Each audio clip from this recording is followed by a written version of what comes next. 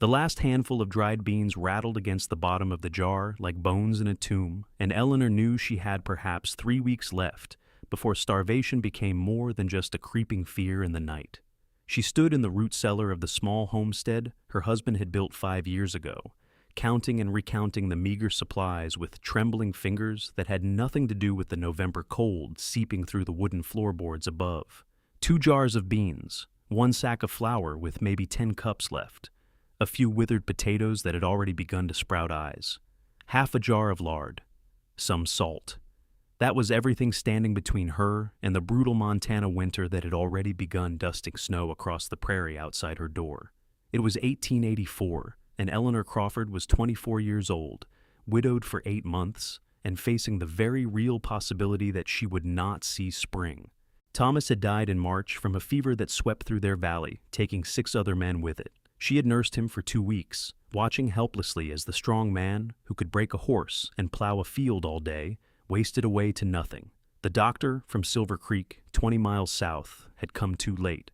By the time he arrived, Thomas was already gone, and Eleanor was left with a homestead claim she could barely manage, a few chickens, 1 aging milk cow named Bessie, and a crushing loneliness that made the winter ahead seem even colder. She had tried. God knew she had tried. She had planted a garden in the spring, working the soil with hands that blistered and bled. But the summer had been dry, brutally dry, and most of her crops had withered. She managed to put up some vegetables, but not nearly enough. She had sold her 2 pigs in September to buy flour and coffee, thinking she was being smart, planning ahead. But she had miscalculated how much she would need, had not accounted for how quickly supplies dwindled when you were constantly hungry and constantly cold. The chickens had stopped laying 2 weeks ago, sensing the changing season. Bessie still gave milk, but her production was dropping. Eleanor had been mixing more and more water into the milk to make it stretch, drinking the thin, bluish liquid and pretending it was nourishing. She had been eating 1 meal a day for the past month, rationing everything, making careful calculations about how many beans constituted a serving, how thinly she could slice the bread made from her dwindling flour. She climbed out of the cellar and looked around the cabin that had once felt like home. It was well built, she would give Thomas that. The logs were chinked tight against the wind, and the stone fireplace drew well. But the cabin felt enormous now, empty and echoing with her solitude. She had taken to sleeping in the corner, closest to the fire to conserve wood.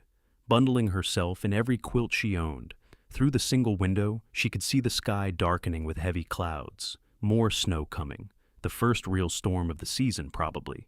She needed to bring in more firewood, needed to check on Bessie in the small barn Thomas had built. She wrapped her shawl around her shoulders and stepped outside. The wind hit her immediately, sharp and bitter, carrying the scent of snow and ice. She had grown up in Ohio, the daughter of a schoolteacher, and had thought she knew what winter meant. But Ohio winters were nothing compared to Montana. Here, the cold was a living thing, hungry and relentless. It searched out every gap in your clothing, every crack in your walls, every moment of weakness. She was carrying an armload of firewood back to the cabin when she saw him, a rider coming up the long approach to her homestead. Eleanor felt her heart begin to race, fear and hope tangling together in her chest. Strangers could mean danger, especially for a woman alone, but strangers could also mean news, help, connection to the world beyond her isolated claim. She stood still, the firewood heavy in her arms, and watched him approach. He sat his horse like a man born to the saddle, easy and relaxed despite the cold wind. As he drew closer, she could make out more details. He was tall, broad-shouldered, wearing a heavy coat and a wide-brimmed hat pulled low against the weather. A rifle rested in a scabbard on his saddle, and she could see bedroll and supplies tied behind him. A drifter, maybe, or a cowboy moving between ranches. He reined in his horse about 20 feet away, a respectful distance, and touched the brim of his hat. "Ma'am," he said, his voice deep and carrying easily over the wind. "Name's James McAllister. I'm looking for work, and I saw your place. Wondered if you might need some help around the homestead." Eleanor stared at him, trying to reconcile the question with her reality. Help? She could barely feed herself, let alone pay a hired hand. "I'm sorry," she said, forcing her voice to remain steady. "I don't have any work. I don't have any money to pay for work." James McAllister studied her for a long moment, and Eleanor had the uncomfortable feeling that he was seeing far too much. Seeing the gauntness in her face, the worn patches on her dress, the desperation she was trying so hard to hide. "You got a barn," he said finally. "Looks like it could use some repairs before the snow gets serious. And that fence along your north pasture is down in 2 places. I passed it on the way in." "I know," Eleanor said, lifting her chin. "But as I said, I cannot pay you." "I'm not asking for money," James said. He shifted in his saddle, and his horse, a sturdy bay gelding, stamped its feet. "I'm asking for a warm place to sleep for a few nights, and maybe a hot meal. I can do the work in exchange." Pride warred with practicality in Eleanor's chest. She had been raised to be self-sufficient, to not accept charity.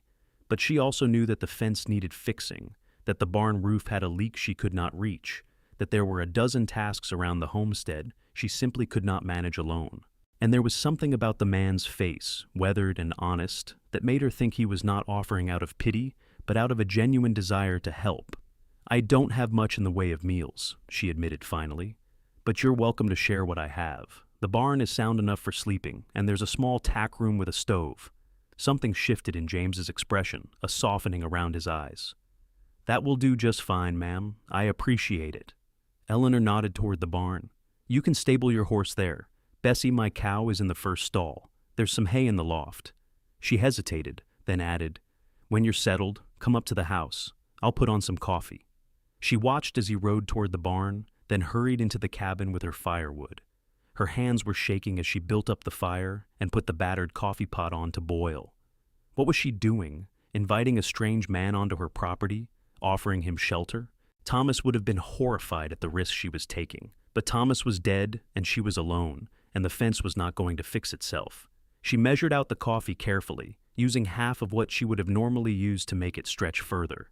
She had perhaps 2 more weeks of coffee left, and then that small luxury would be gone too.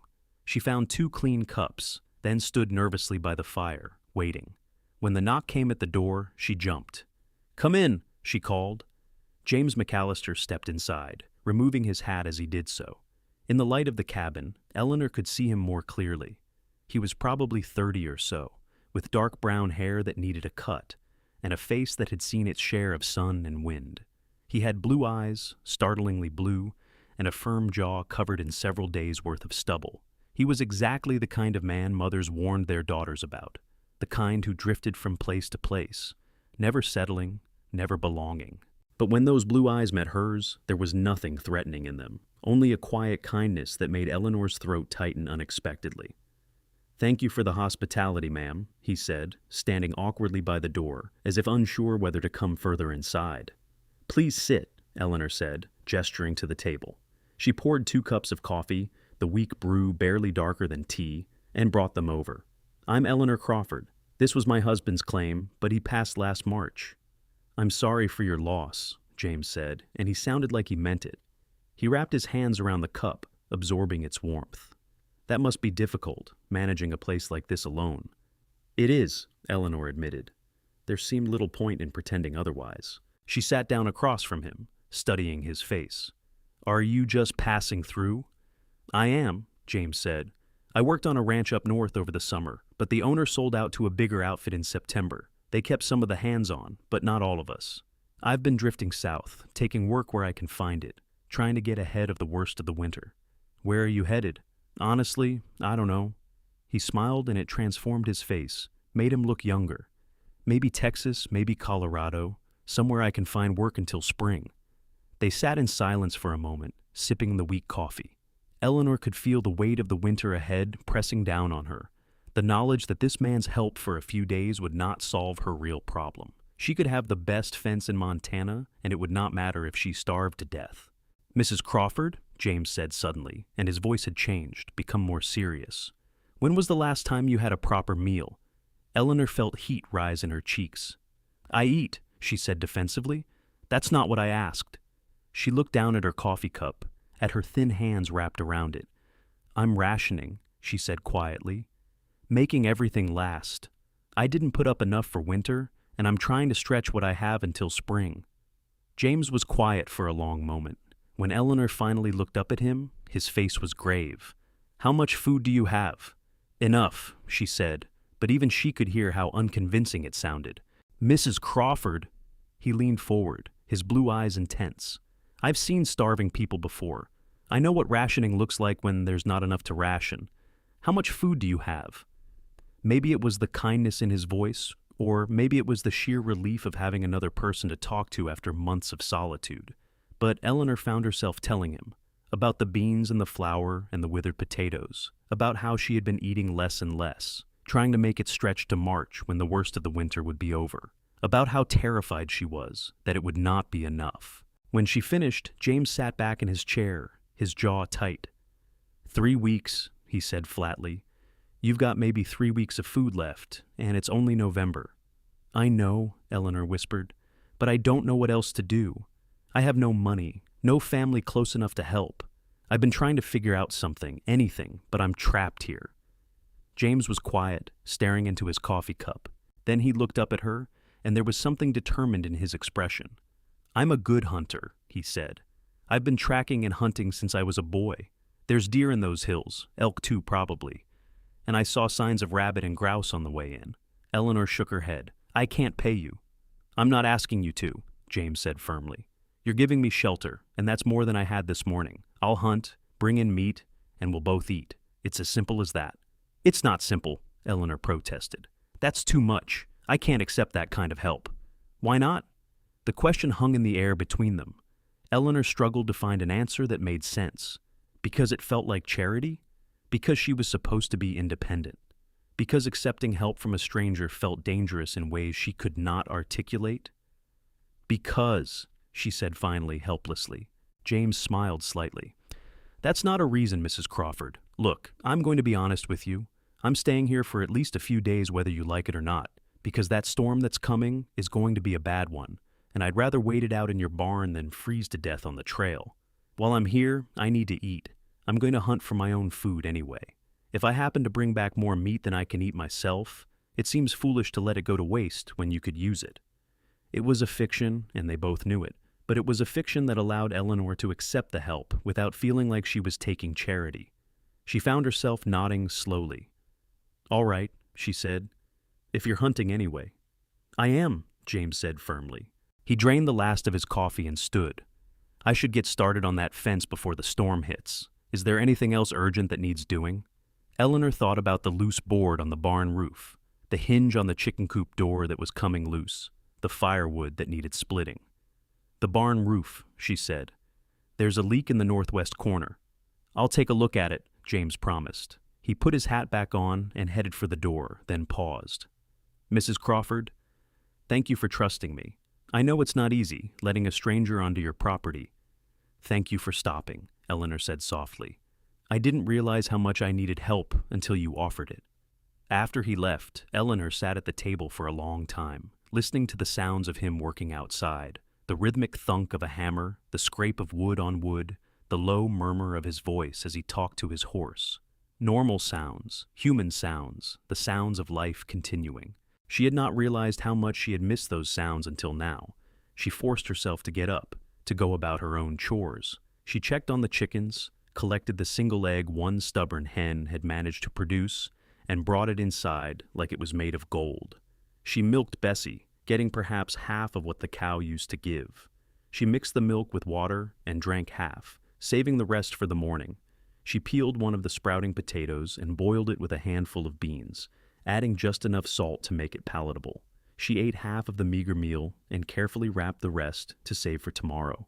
All afternoon, she could see James working through the window. He fixed the fence, mended the barn roof, split a large pile of firewood, and stacked it neatly near her door.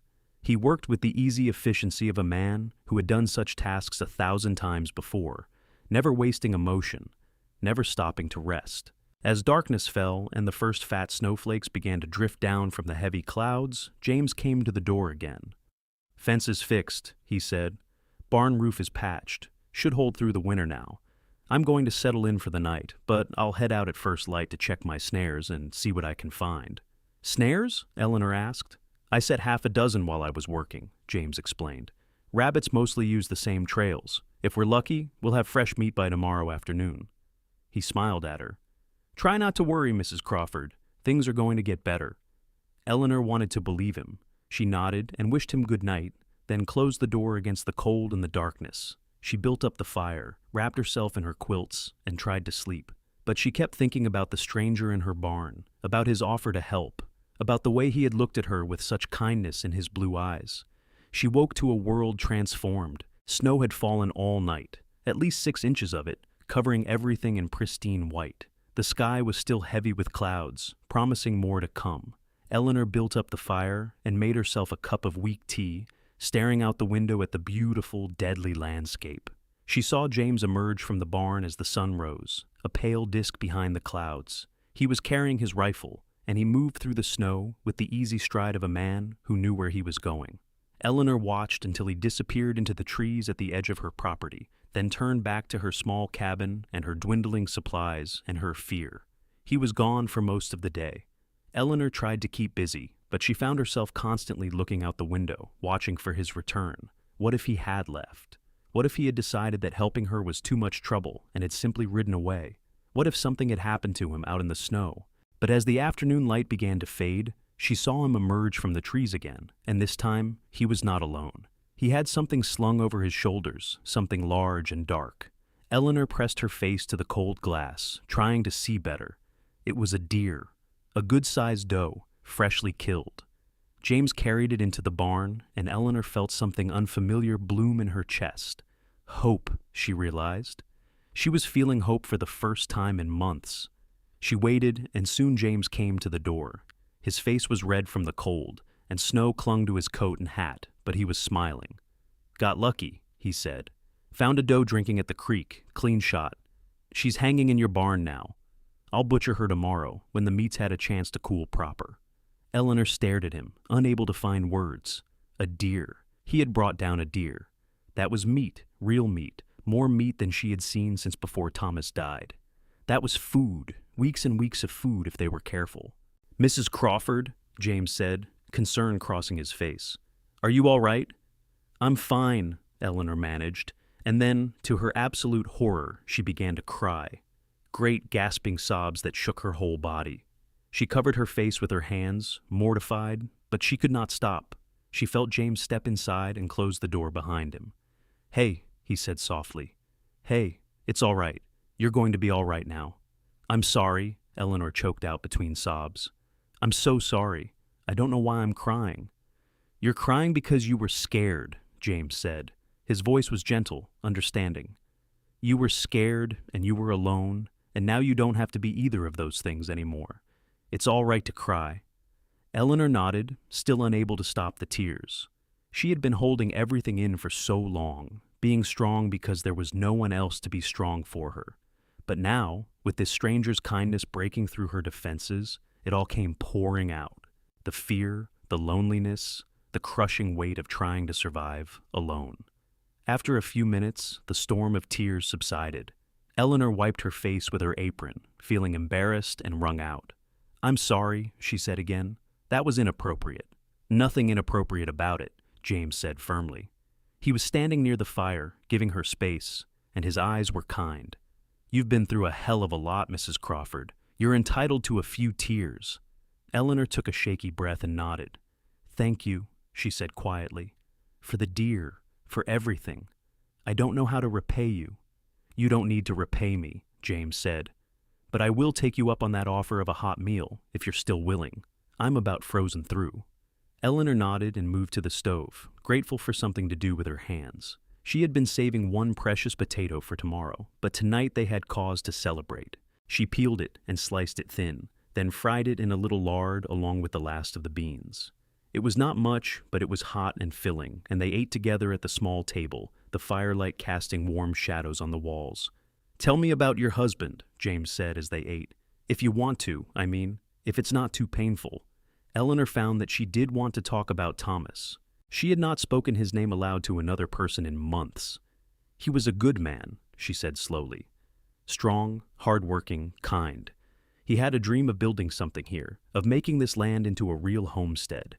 He worked so hard for it." She paused, swallowing against the lump in her throat.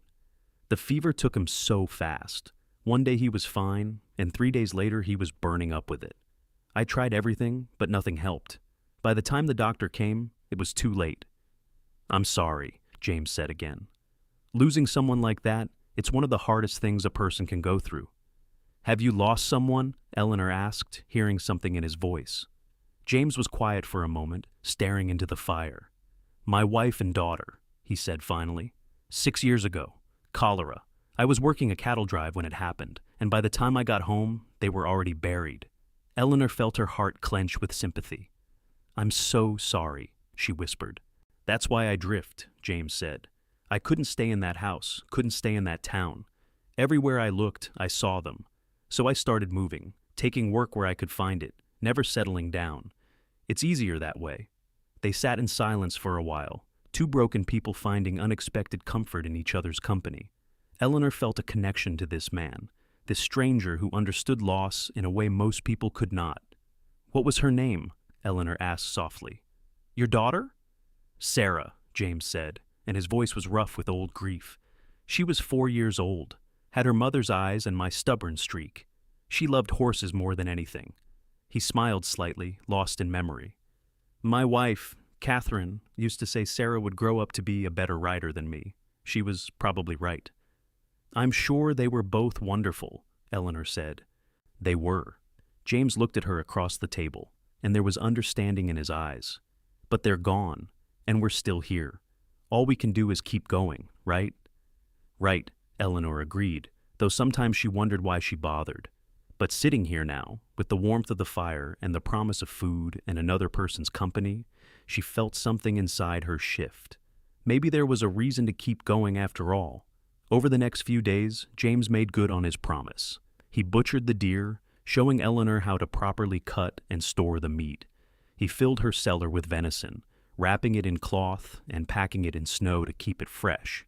He checked his snares twice a day, bringing in rabbits and, once, a pair of fat grouse. He showed Eleanor how to make pemmican, mixing dried meat with fat and berries to create a concentrated food that would last for months.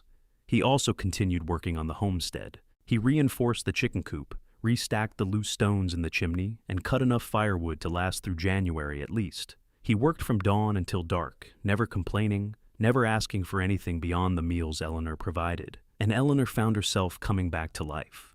With regular food, she began to regain some of the weight she had lost. Her face filled out slightly, and she had energy again. Real energy, not just the desperate reserves she had been drawing on for weeks. She started to care about things again, beyond simple survival. She took the time to wash her hair, to mend her dresses properly instead of just throwing a patch over the worn spots. She even found herself humming sometimes as she worked. James became a fixture in her life, his presence both strange and comforting. They fell into an easy routine. She would wake and make coffee, and he would come up from the barn for breakfast. They would work through the day, separately or sometimes together. And in the evenings, they would share dinner and conversation by the fire. They talked about everything and nothing. He told her stories about his years on the trail, about the places he had seen and the people he had met. She told him about growing up in Ohio, about her father's books and her mother's garden, about how she had met Thomas at a church social when he was visiting relatives. The days turned into a week, then 2 weeks. The storm James had predicted came through, dumping another foot of snow and keeping them both close to the cabin for 3 days. When it cleared, James went hunting again and brought back an elk, a massive animal that provided even more meat for the cellar. Eleanor watched as he worked, marveling at his skill and efficiency. "You're very good at this," she commented one afternoon as he showed her how to tan a hide properly. "Had a lot of practice," James said. He was working the elk hide with a mixture of brain matter and water, a process that turned the stiff skin soft and supple. When you're on the trail, you learn to use everything, can't afford to waste. "Where did you learn it all?" Eleanor asked. She was sitting nearby, sewing a new shirt for him from some fabric she had found in her trunk. His old one was worn nearly through, and she felt it was the least she could do to repay his kindness. "Indians mostly," James said. "I worked for a while on a ranch near a Crow settlement, made friends with some of the men there, and they taught me things. How to track, how to hunt, how to live off the land. Good people, though you would not know it from how most folks talk about them." Eleanor nodded. She had heard the stories, the fear and hatred that so many settlers held for the native peoples. But her father had been a man of education and compassion, and he had taught her to judge people by their actions, not their ancestry. "I wish more people thought like you," she said quietly. "World might be a better place," James agreed.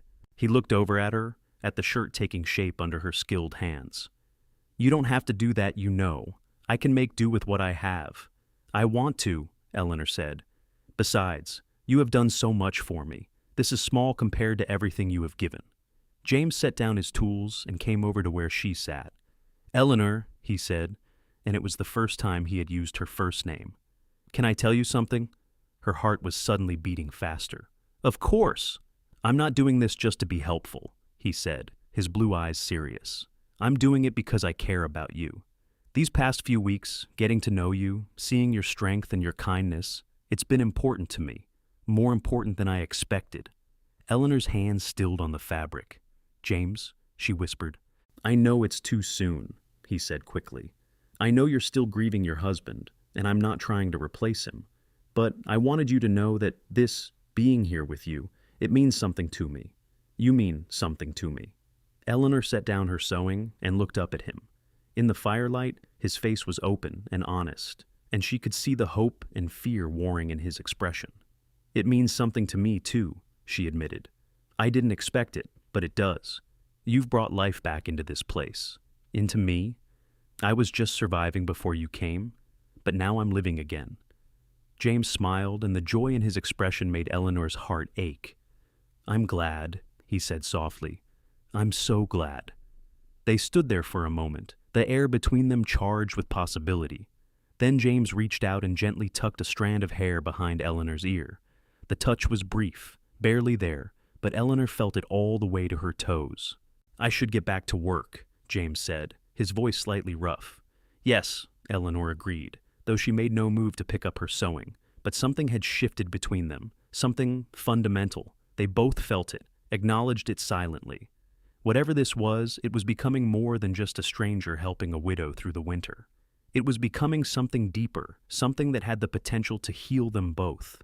December arrived with more snow and bitter cold. James continued to hunt, keeping the cellar stocked with meat. He also began making improvements to the cabin, small things that made Eleanor's life easier. He built her a better shelf for her dishes, repaired the rocking chair that had a loose leg, and carved her a beautiful new handle for the water bucket when the old one cracked in the cold.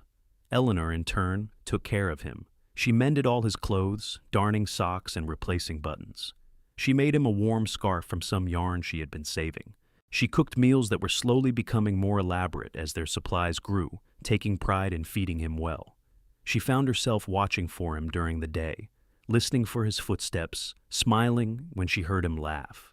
They were falling in love, slowly and carefully, like two people who had been burned before and were afraid of the fire. But it was happening nonetheless, in the quiet moments by the fire, in the shared work of survival, in the simple comfort of not being alone. One evening in mid-December, they were sitting by the fire after dinner when James spoke. "Eleanor, I've been thinking." "About what?" she asked, looking up from the sock she was mending.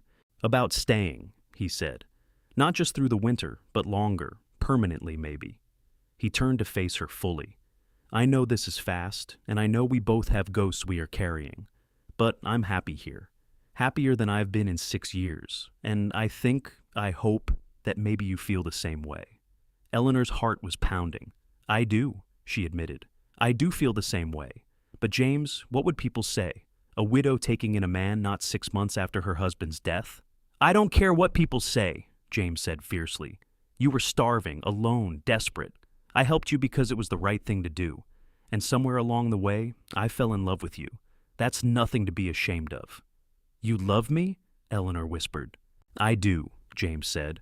"I love your strength, your courage, your kindness. I love the way you hum when you are cooking, and the way you care for your animals like they are family. I love talking to you, working beside you, just being near you.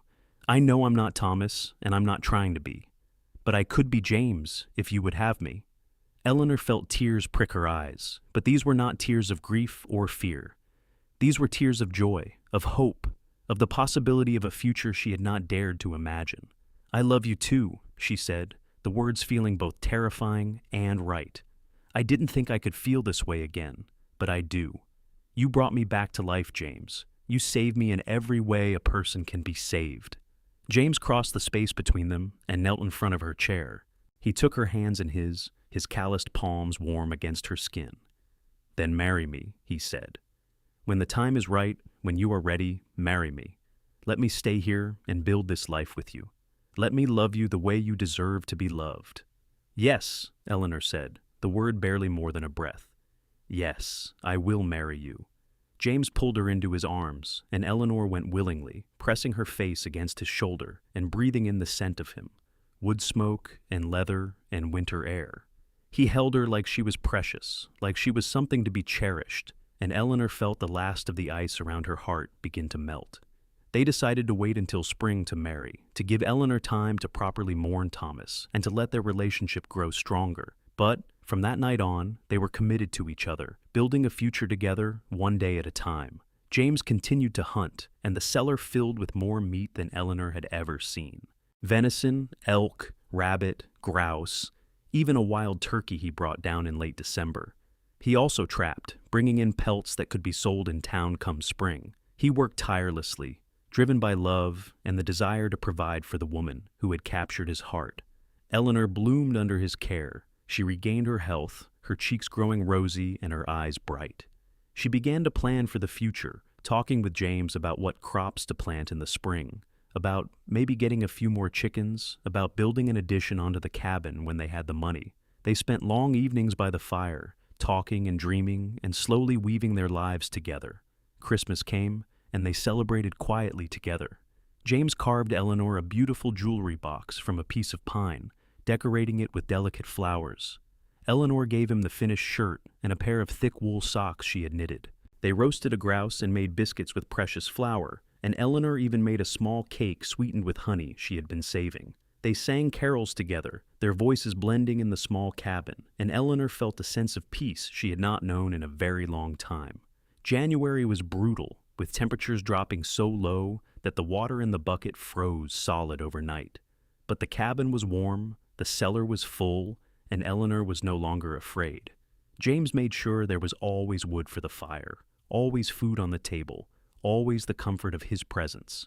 They grew closer, learning each other's habits and quirks. Eleanor discovered that James had a beautiful singing voice, though he was shy about using it. James learned that Eleanor was fiercely intelligent and had a quick wit that made him laugh. They played cards in the evenings, teaching each other different games. They read aloud from the few books Eleanor owned, taking turns with the passages.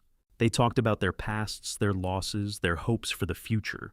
"Do you think they would approve?" Eleanor asked one night as they sat by the fire. "Thomas and Catherine, do you think they would want this for us?" James considered the question seriously. "I think they would want us to be happy," he said finally. "I think they loved us enough that they would not want us to spend the rest of our lives alone and grieving. We are not forgetting them by moving forward. We are honoring the love they taught us by being willing to love again." Eleanor nodded, comforted by his words. She still thought about Thomas, still missed him in quiet moments.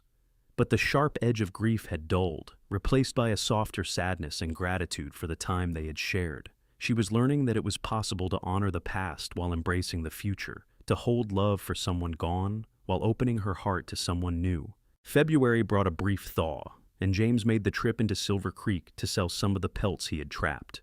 He came back with supplies, flour and sugar and coffee, and also with news. The town was talking about the widow Crawford and her hired man, speculating about the nature of their relationship. Some of the talk was unkind, suggesting impropriety. Eleanor felt her stomach twist with anxiety when James told her. "What are we going to do?" she asked. "If people think badly of us, it could cause problems." "Then we get married sooner," James said calmly. "If you're ready, if you're willing, we can go into town next week and stand before the preacher. Make it official and legal and shut down the gossips." Eleanor thought about it, examining her heart. Was she ready? It had been 11 months since Thomas died, which was not the traditional full year of mourning. But circumstances were unusual, and she knew with absolute certainty that James was the man she wanted to spend her life with. "All right," she said. "Let's do it. Let's get married." James's face lit up with joy. He swept her into his arms and spun her around, making her laugh and cling to his shoulders. "You won't regret it," he promised. I'll spend every day of my life making sure you're happy and safe and loved." "I know you will," Eleanor said, cupping his face in her hands. "That's why I'm saying yes." They made the trip to Silver Creek on a cold but clear morning in late February. Eleanor wore her best dress, a dark blue wool that had been her Sunday dress, and James had trimmed his beard and slicked back his hair. They looked like what they were, two hard-working people who had found each other in the difficult circumstances and decided to build a life together. The preacher, Reverend Walsh, was a kind man in his 60s who had presided over Thomas's funeral. He looked surprised when Eleanor and James appeared at his door, asking to be married, but he did not question them or make them feel ashamed. Instead, he invited them into the small church and called for his wife and the church secretary to serve as witnesses. The ceremony was simple and brief, but deeply meaningful. Eleanor spoke her vows with a clear voice, promising to love and honor James for all her days. James's voice was rough with emotion as he made his promises to her, slipping a simple gold band onto her finger. It had been his mother's ring, he told her, the only thing of value he owned, and he wanted her to have it. When Reverend Walsh pronounced them man and wife, James kissed Eleanor with such tenderness that she felt tears slip down her cheeks. They were married. She was Eleanor McAllister now, and she had a partner to face the future with. They stayed in town long enough to register the marriage at the land office and to buy a few supplies. Several people stared at them, and Eleanor heard whispers, but she held her head high and kept her hand in James's. Let them talk. She knew the truth of what she and James had, and that was all that mattered. On the ride home, James kept looking over at her and grinning. "Mrs. McAllister," he said, testing out the name. "I like the sound of that." "So do I," Eleanor admitted, smiling back at him. She felt light, almost giddy with happiness. She had not expected to feel this way again, had not imagined that joy was possible after so much loss. But here it was, filling her up until she felt she might burst with it. When they reached the homestead, James insisted on carrying her over the threshold, even though she laughed and protested. He set her down gently in the center of the cabin, and they stood there for a moment, just looking at each other. "Welcome home, Mrs. McAllister," James said softly. "Welcome home, Mr. McAllister," Eleanor replied. That night, they truly became husband and wife, coming together with a mixture of tenderness and passion that left Eleanor breathless. James was a gentle, considerate lover, taking his time, making sure she felt cherished and safe. Afterwards, they lay tangled together under the quilts, listening to the wind outside and the crackle of the fire. "Are you happy?" James asked, his hand tracing lazy patterns on her shoulder. "Happier than I ever thought I could be again," Eleanor said honestly. "You saved my life, James, in every possible way." "You saved mine too," James said. "I was just drifting before I found you, not really living, just existing. But now I have a purpose, a home, a future. I have you. That's everything." March came, and with it the first hints of spring. The snow began to melt, revealing the brown earth beneath. Eleanor and James worked together to prepare the garden, planning what to plant and where.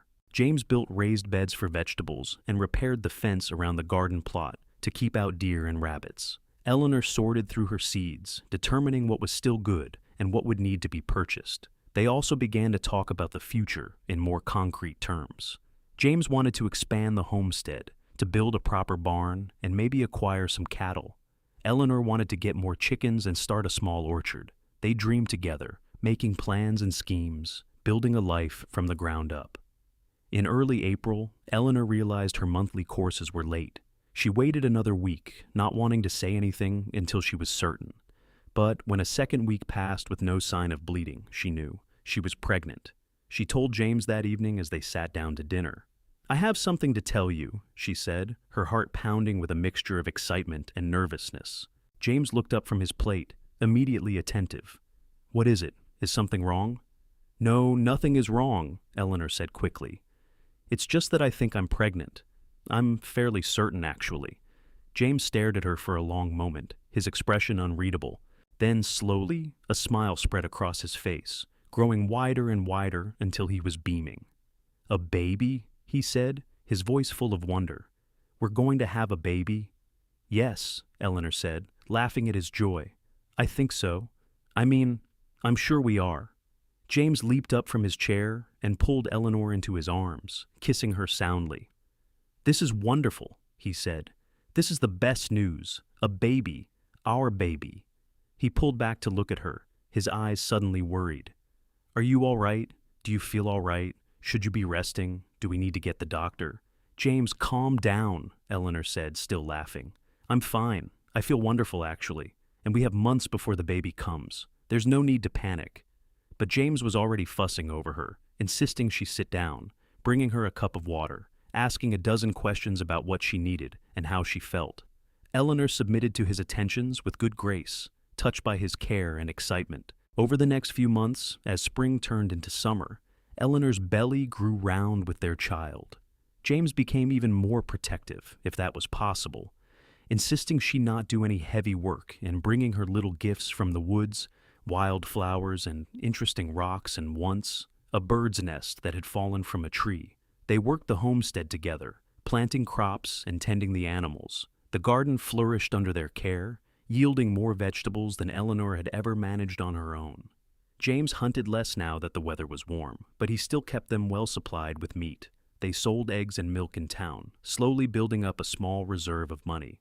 The people of Silver Creek gradually accepted their marriage, especially as it became obvious that Eleanor was thriving. She looked healthy and happy, and James was clearly devoted to her. The gossip died down, replaced by more current scandals and dramas.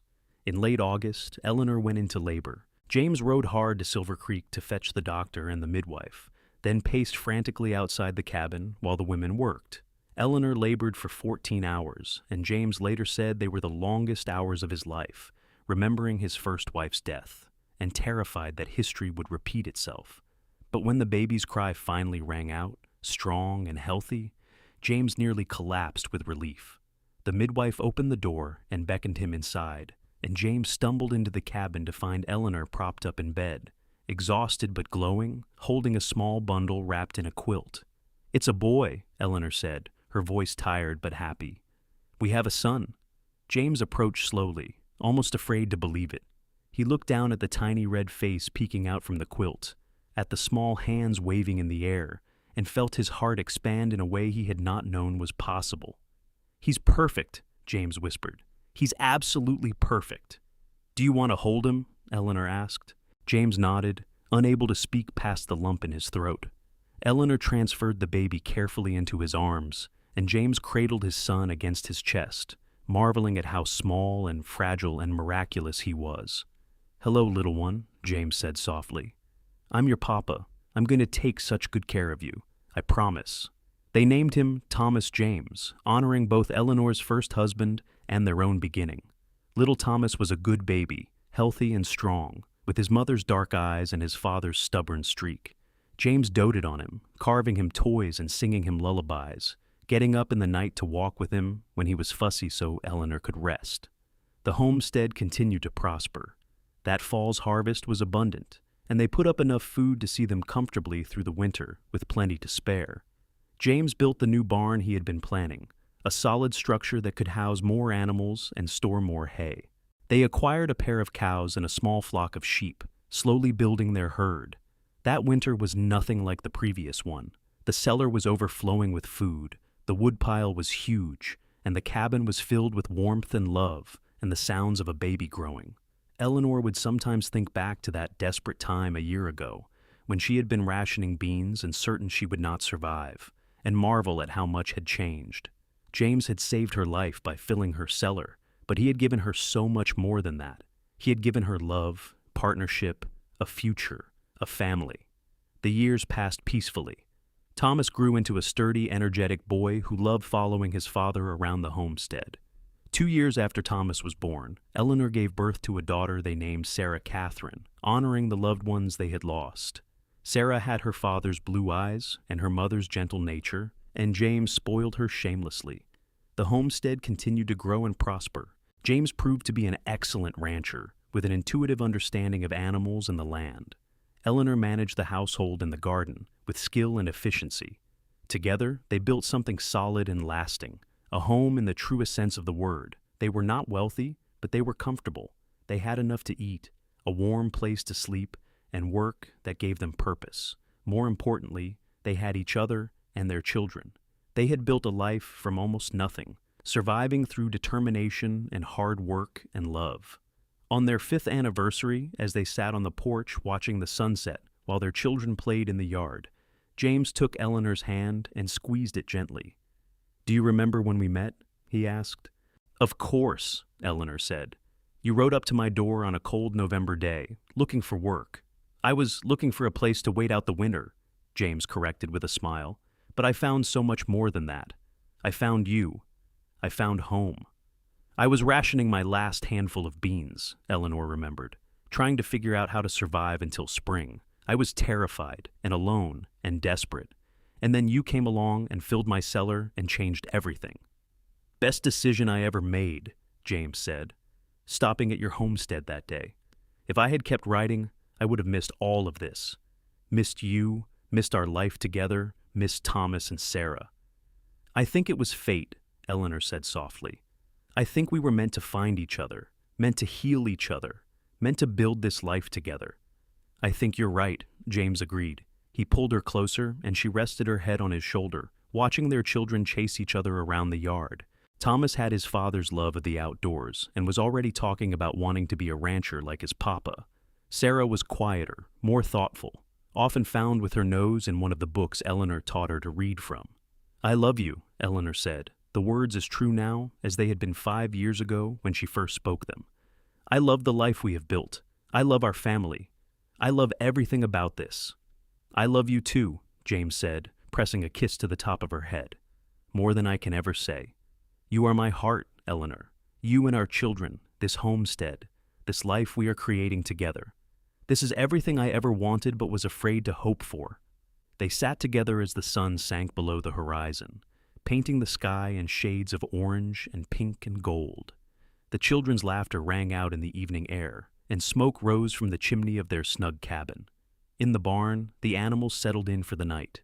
In the cellar, food enough for a dozen winters waited. And on the porch, 2 people who had found each other in the darkest of times held each other close and watched the day fade into night, grateful for every moment they had together. The years continued to unfold in a pattern of seasons and cycles. Springs brought planting and the birth of new calves and lambs. Summers meant long days of work under the hot sun, tending crops and animals. Falls were for harvest, for putting up food and preparing for the cold months ahead. And winters, once so terrifying to Eleanor, became a time of coziness and rest, of gathering close to the fire and telling stories while the snow fell outside. Thomas grew tall and strong, learning ranching from his father with the intensity of someone who had found his calling. By the time he was 12, he could rope and ride as well as any grown man, and James was proud of the capable young man his son was becoming. Sarah developed a love of learning that delighted Eleanor, and they would spend hours together reading and discussing books that Eleanor ordered from catalogs. Sarah dreamed of becoming a teacher someday, and Eleanor encouraged her ambitions. When Thomas was 14 and Sarah was 12, Eleanor discovered she was pregnant again. It was unexpected, as she had thought her childbearing years were behind her, but not unwelcome. This pregnancy was harder than the previous 2, and Eleanor tired easily. But James was there every step of the way, taking on extra work and making sure she rested. In the spring of that year, Eleanor gave birth to twin boys. The delivery was difficult, and for a few terrifying hours, James feared he might lose her. But Eleanor was strong, stronger than even she knew, and she came through it exhausted but alive. The twins, whom they named Michael and Daniel, were small but healthy, and the whole family rallied to help care for them. The homestead was full now, bursting with life and energy. It was sometimes chaotic, sometimes overwhelming, but always filled with love.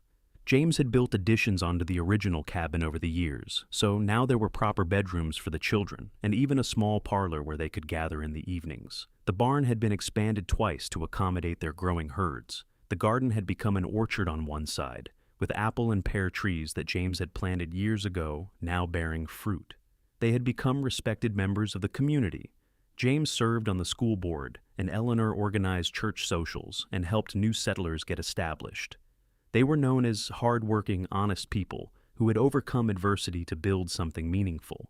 Young couples sometimes came to them for advice, and James and Eleanor would share their story about how they had met during Eleanor's darkest hour and how they had built a life together, one day at a time. On Thomas's 18th birthday, he announced that he wanted to start his own homestead on the land just to the north of their property, James had been slowly acquiring adjacent parcels over the years, and he signed over 160 acres to his son, helping him file the claim and start building a cabin. It was bittersweet watching their eldest prepare to leave, but also deeply satisfying to see him ready to make his own way in the world. Sarah, at 16, had been accepted to a teaching college in Billings. It would mean her living away from home for 2 years, but Eleanor and James knew it was what she wanted, what she was meant to do. They scrimped and saved to make sure she could go, and when the day came to see her off on the train, Eleanor cried even as she smiled with pride.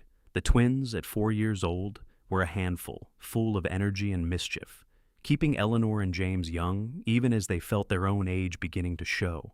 James's hair had gone almost completely gray, and Eleanor had developed lines around her eyes from squinting into the sun. But they were healthy and strong, still capable of a full day's work, still deeply in love. One evening, as they sat on the porch watching the twins play in the yard, Eleanor took James's hand. "Do you ever think about that first winter?" she asked. "About how close I came to not making it?" "Sometimes," James admitted. "It terrifies me, thinking about what might have happened if I had not stopped here, if I had ridden past, or if you had turned me away." "I almost did turn you away," Eleanor confessed. "I was so proud, so determined to handle everything on my own. But I was also desperate enough to accept help when it was offered. Thank God for that desperation." "Thank God for a lot of things," James said. "For the storm that made me look for shelter, for you being brave enough to trust a stranger, for every single moment that led us to where we are now." "We have been blessed," Eleanor agreed, "not just with material things, though we have certainly prospered, but with love, with family, with a life that has meaning and purpose. We have everything that matters." James pulled her close and kissed her, a kiss that still made her heart flutter even after all these years. "I love you, Eleanor McAllister," he said. "I will love you until the day I die, and beyond that if such things are possible." "I love you too," Eleanor said. "You saved me in every way a person can be saved, and then you gave me a life more beautiful than I ever imagined." They sat together as the sun set, watching their youngest children play, secure in the knowledge that their older children were building good lives of their own. The homestead stretched around them, solid and prosperous, a testament to their hard work and determination. The cellar was full, the barn was full, their lives were full. They had started with nothing but desperation and a stranger's kindness, and they had built an empire of love. Years later, when James and Eleanor were in their 60s and their children were grown with children of their own, they would still tell the story of how they met. Their grandchildren would sit at their feet, listening with wide eyes as Eleanor described the fear of that first winter, rationing her last beans, certain she would not survive. They would gasp as James described hunting the deer, the elk, the countless rabbits that filled the cellar and saved Eleanor's life. But the children's favorite part was always the end, when James and Eleanor would look at each other with eyes that still sparkled with love and explain that filling the cellar was just the beginning. The real gift was the life they built together, the family they created, the love that sustained them through hard times and good times alike. Thomas took over the main homestead when James and Eleanor could no longer manage the physical work, but they stayed in the cabin James had expanded all those years ago. Sarah came home from teaching every summer, bringing her own husband and children to stay for weeks at a time. The twins, who had gone into business together, running a freight company, visited often, always bringing treats and stories from their travels. On their 40th wedding anniversary, the whole family gathered at the homestead for a celebration. There were dozens of people there, children and grandchildren, and even a few great-grandchildren, all descended from the union of a desperate widow and a drifting cowboy who found each other on a cold November day. Eleanor stood on the porch, James's arm around her waist, and looked at the crowd gathered before her. She thought about that terrified woman she had been, rationing beans in a root cellar, certain she was going to die alone. She thought about the stranger who had ridden up to her door, offering help. She had been too proud to want, but too desperate to refuse. She thought about all the days and years between then and now, the work and the love and the life they had built together. "What are you thinking about?" James asked softly, leaning down to speak in her ear. "I'm thinking about how you filled my cellar," Eleanor said with a smile, "and how that was the beginning of everything." "Best thing I ever did," James said, kissing her temple, "filling that cellar and falling in love with you." Do you remember what you told me that first night? Eleanor asked. When I was crying because I was so relieved to have food, I told you that you were going to be all right, James said, that you didn't have to be scared or alone anymore. You were right, Eleanor said, leaning into his warmth.